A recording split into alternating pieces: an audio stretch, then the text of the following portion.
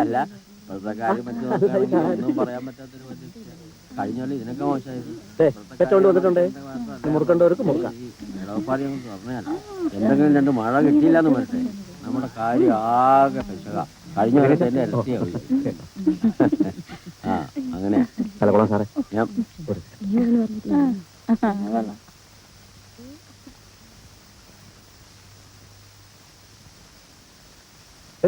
എവിടേക്കിടോ വരൂ.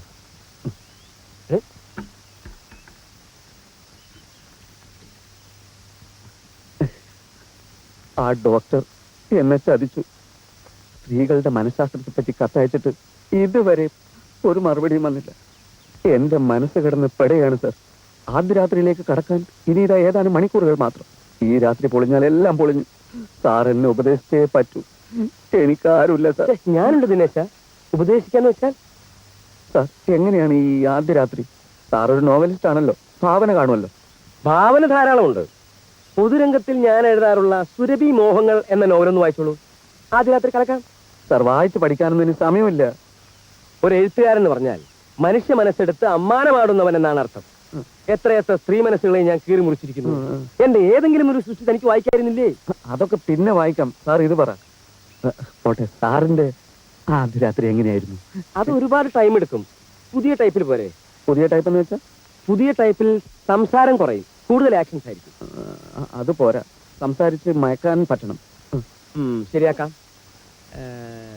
ഞാൻ ചില ടെക്നിക്കുകൾ പറയാം. കിടമുറി എങ്ങനെയാ? പൂക്കളും മാലകളൊക്കെ ഉണ്ടല്ലോ. ഒന്നുമില്ല. അത് വേണം, പെട്ടെന്ന് അലങ്കരിക്കണം. എടോ, ഈ പൂവെന്ന് പറയുന്നത് പ്രേമത്തിന്റെ ഒരു സിമ്പിളാണ്. നീ ഒരു പൂവും കയ്യിലേന്തി ജനാല കമ്പികളിൽ പിടിച്ച് വിദൂരതയിലേക്ക് നോക്കി നിൽക്കണം. ജനലിലൂടെ വിദൂരത കിട്ടില്ല, അപ്പുറത്ത് മതിലാണ്. അപ്പൊ മതിലുമ നോക്കിയാൽ മതി. എന്തായാലും പുറത്തേക്ക് നോക്ക്. ഓ, കിടപ്പുമുറിയുടെ വാതിൽ ചാരിയിരിക്കണം, കുറ്റിയിടരുത്. അവൾ നമ്രമുഖിയായി വാതിൽ പാളികൾ തുറന്ന് ഒരു ഗ്ലാസ് പശുവും പാലുമായി മന്ദം മന്ദം കടന്നു വരും. നീ തിരിഞ്ഞു നോക്കാതെ പറയണം, വരൂ കുട്ടി, കടന്നു വരൂ. നമ്മുടെ നിർണായകമായ ആദ്യ രാത്രിയിലേക്ക് കടന്നു വരൂ. അവൾ വരും, പാൽ ഗ്ലാസ് നീട്ടും. ഗ്ലാസ് വാങ്ങുമ്പോൾ അവളുടെ വിരൽ തുമ്പുകളിൽ മൃദുവായിട്ടൊന്ന് സ്പർശിക്കണം. അത്ര പെട്ടെന്ന് സ്പർശനം വേണോ? അത്ര പെട്ടെന്ന് സ്പർശനം വേണ്ടി വരും. ഞാൻ പറയുന്നത് കേട്ടാ മതി. പാല് പാതി കുടിച്ച് അവൾക്ക് നീട്ടണം. അവൾ കുടിക്കട്ടെ. പിന്നെ ഗംഭീരമായിട്ടൊന്ന് പുകഴ്ത്തണം. ഈ സാരിയും ബ്ലൗസും കുട്ടിക്ക് എന്ത് നന്നായി ചേരുന്നു. കുട്ടി സുന്ദരി ആയതുകൊണ്ടായി ഇതിന്റെ നിറം ഇത്ര മനോഹരമായി തോന്നുന്നു. പുകഴ്ത്തലിൽ വീഴാത്ത ഒരു സ്ത്രീയും ഇതുവരെ ഈ ലോകത്തിൽ ജനിച്ചിട്ടില്ല. അതുപോട്ടെ, നിനക്കൊരു പാട്ട് പാടാൻ പറ്റുമോ? പാടുകയും വരയ്ക്കുകയും ചെയ്യുന്ന ചില കോന്തന്മാരെ സ്ത്രീകൾ വല്ലാതെ കയറി അങ്ങ് പ്രേമിക്കും. എന്താ, പാടിക്കൂടെ? അത്യാവശ്യമാണെങ്കിൽ ആണ്. ഒരു സാമ്പിൾ നോക്കട്ടെ, പാട്. ഏതാ പാടണ്ടേ? ഏതെങ്കിലും ഒരെണ്ണം പാട്. ഒരു നല്ല പാട്ട് പാടല്ലേ? ആ.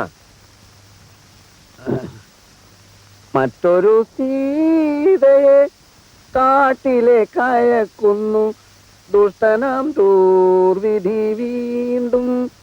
ഇതാ ദുഷ്ടനാം ദൂർവിധി വീണ്ടും. മറ്റൊരു സീത. നിർത്ത്. ആക്ഷനും അർത്ഥമൊക്കെ കൊള്ളാം, പക്ഷെ നീ പാടണ്ട. പാടുമെന്ന് പറഞ്ഞാ മതി. ചിത്രകാരനാണ്, കലാകാരനാണ് എന്നൊക്കെ തട്ടിയേക്ക്. പിന്നെ നീ നിന്റെ ഗുണഗണങ്ങളൊക്കെ പറ. പുകവലിക്കില്ല, മദ്യപിക്കില്ല, മതി, ഇത്രയും മതി. സക്സസ്. എനിക്കിതൊക്കെ ഒറ്റക്ക് പറയാൻ പറ്റുമോ? എനിക്കൊരു ധൈര്യം കിട്ടുന്നില്ല. എന്നാ പിന്നെ ഞാനും കൂടി വരാം.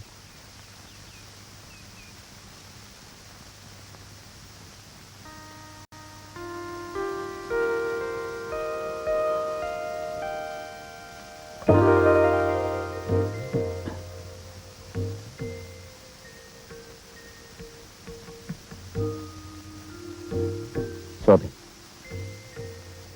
ഞാനൊരു കലാകാരനാണ്, ചിത്രകാരനാണ്. നന്നായി പാടുകയും ചെയ്യും. പക്ഷെ ഇപ്പൊ പാടുന്നില്ല. അമ്മയും തങ്കമണിയൊക്കെ കേട്ടാൻ മോശമല്ലേ? അല്ലേ ശോഭൻ? പറയൂ.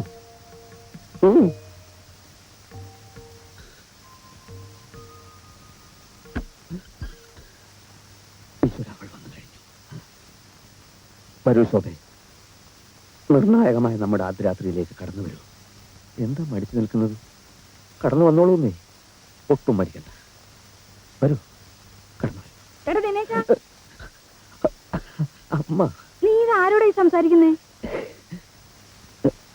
എടാ ആ പന്തലുകാരന് കാശ് കൊടുത്തു വിട്.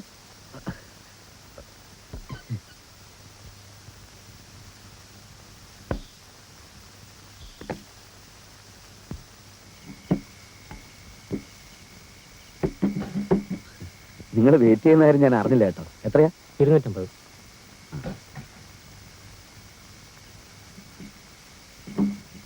പിന്നെ എന്തൊക്കെയുണ്ട്? സുഖം തന്നെയല്ലേ? ഓ. ഞാൻ കുറച്ച് തിരക്കിലാട്ടോ, പിന്നെ സംസാരിക്കാം. ആയിക്കോട്ടെ.